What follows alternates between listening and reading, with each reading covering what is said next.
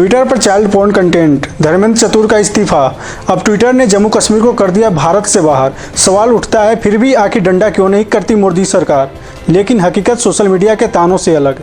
नमस्कार, मेरा नाम है अभिनव और डीआरएन में आज बात कर रहे हैं माइक्रो ब्लॉगिंग प्लेटफॉर्म ट्विटर के भारत में चल रहे मनमानी की।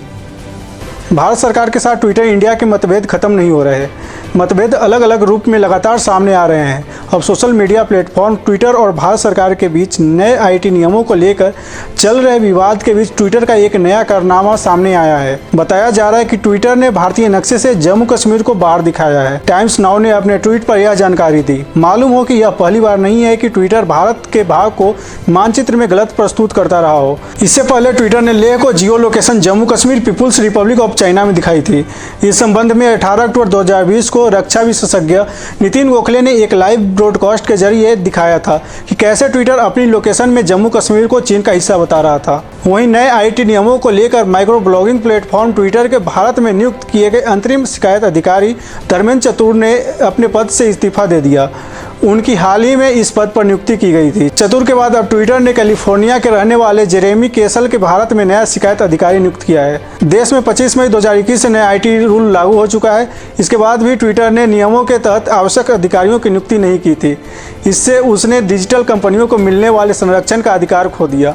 नए नियमों के मुताबिक 50 लाख से अधिक यूजर वाली सभी सोशल मीडिया कंपनियों के लिए शिकायतों के निपटान के लिए अधिकारी की नियुक्ति करना अनिवार्य है। इसके अलावा इन अधिकारियों के नाम, पते और कॉन्टैक्ट डिटेल्स को भी शेयर करना होगा। उपराष्ट्रपति वेंकैया नायडू के अकाउंट से ब्लू टिक हटाने से शुरू हुआ खेल केंद्रीय मंत्री रविशंकर प्रसाद का अकाउंट लॉक करने तक पहुंच गया।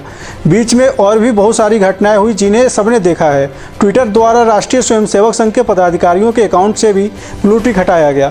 हालांकि शिकायत के बाद ट्विटर द्वारा उसे बहाल कर दिया गया, पर इस घटना ने ट्विटर की मानसिकता में झांकने का मौका दिया। इसके अलावा देखा गया कि बीजेपी के प्रवक्ता संबित पात्रा के ट्वीट को ट्विटर ने किस तरह से चिन्हित किया और उसे लेकर क्या विवाद हुए। दिल्ली पुलिस द्वारा ट्विटर इंडिया को दिए गए नोटिस का उत्तर भी संतोषजनक दिखाई नहीं दिया।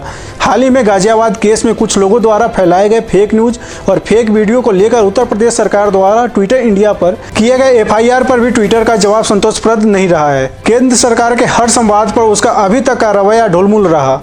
एक तरफ कंपनी दिल्ली हाईकोर्ट को बताती है कि वह भारत के नए कानून और नियमों का पालन करने के लिए तैयार है और दूसरी तरफ यह भी कहती है कि वह सरकार से बातचीत कर रही है। ट्विटर की यह बातें विरोधाभासी है। प्रश्न यह उठता है कि किसी देश के कानून पर कोई व्यक्ति या संस्था सरकार से क्या बात करेगी। यहाँ प्रश्न कानून मानने या न मानने का है, न कि कानून और उससे संबंधित नियमों को लेकर बातचीत करने का। यदि सरकार केवल ट्विटर के लिए भी कोई कानून बनाती तब भी बातचीत के लिए कोई जगह नहीं रहती। ट्विटर इंडिया के पदाधिकारियों के लिए यह समझना क्या सचमुच मुश्किल है कि वे समय समय पर क्या कह रहे हैं। ऐसा प्रतीत होता है जैसे कंपनी और उसके पदाधिकारियों के अभी तक के आचरण का मूल इस बात में है कि इधर उधर की बातें करके सरकार से समय लेना चाहिए। नए कानूनों के पालन की बात पर ट्विटर पहले ही फ्रीडम ऑफ स्पीच वाला हथकंडा अपनाने का प्रयास कर चुका है, जो कानून के पालन को लेकर न्यायालय द्वारा की गई टिप्पणी की वजह से चल नहीं पाया। ट्विटर का अभी तक का व्यवहार इस प्लेटफॉर्म का इस्तेमाल करने वाला एक आम भारतीय को यह सोचने पर विवश करता है कि आखिर ट्विटर की मंशा क्या है। अमेरिकी चुनाव में ट्विटर की भूमिका किसी से छिपी नहीं है। अमेरिका की लोकतांत्रिक प्रक्रिया में हस्तक्षेप करने के आरोप ट्विटर पर लगते रहे हैं। भारत में ट्विटर इंडिया के पदाधिकारियों पर भी पारदर्शिता की कमी का आरोप लगता रहा है।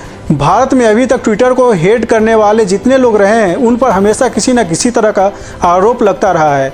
यदि सरकार को यह शंका रहती है कि यह प्लेटफॉर्म अमेरिका की ही तरह भारत की लोकतांत्रिक प्रक्रिया में किसी तरह का हस्तक्षेप कर सकती है तो इसमें सरकार की क्या गलती है। अब प्रश्न यह उठता है कि इस गतिरोध का समाधान क्या है। भारत में ट्विटर इस्तेमाल करने वालों की बड़ी संख्या है। सरकारी और निजी सूचना के आदान प्रदान में एक माध्यम के तौर पर ट्विटर की बड़ी भूमिका रही है। इस बात से कोई इनकार नहीं कर सकता, पर क्या केवल इस बात को आगे रखकर ट्विटर भारतीय कानूनों का पालन न करने का खतरा उठा सकता है? शायद नहीं। ट्विटर को एक जिम्मेदार माध्यम और कंपनी की तरह आचरण करना ही होगा। केंद्र सरकार और उसके मंत्रियों को आए दिन ताने सुनने पड़ते हैं। समर्थकों को इस बात की शिकायत है कि सरकार ट्विटर के विरुद्ध कोई कार्रवाई नहीं कर रही है, पर उन्हें यह समझने की आवश्यकता है कि किसी सरकारी कार्रवाई की बात तब आएगी जब ट्विटर भारतीय कानून या नियमों का पालन करने से मना कर देगा। न्यायालय को दिया गया ट्विटर का आधिकारिक बयान यही रहा है कि वह भारतीय कानून का पालन करने के लिए तैयार है। ऐसे में वह अपने किसी नियम का हवाला देकर एक मंत्री के ट्विटर अकाउंट के साथ क्या करता है वह उतना महत्वपूर्ण नहीं है जितना न्यायालय को दिया गया उसका बयान। वैसे भी जब मामला न्यायालय में है तब एक जिम्मेदार सरकार का न्यायिक प्रक्रिया के तहत न्यायालय की कार्रवाई का इंतजार ही तर्कसंगत है। इसी तरह हमसे जुड़े रहिए और देखते रहिए दी3 के स्पेशल प्रोग्राम DRN।